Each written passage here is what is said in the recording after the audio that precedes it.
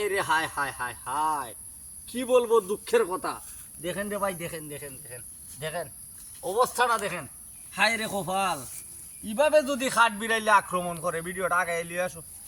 এই যে দেখেন, ক্যামেরাটা একটু সামনে আনো, দেখো এইভাবে যদি খাট বিড়াইলে আক্রমণ করে রে ভাইয়েরা, কিভাবে খো আমরার মতো সাধারণ মানুষ, সাধারণ কৃষক যারা আছি, 2 4 5 10টা 50টা জাম্বুরা গাছ লাগাইছিলাম একটু ভবিষ্যতের আশা ভরসা কইরা, দেখেন অবস্থাটা কি হাল অবস্থা কইরা রাখছে। গাছ প্রত্যেকটা গাছের এই অবস্থা।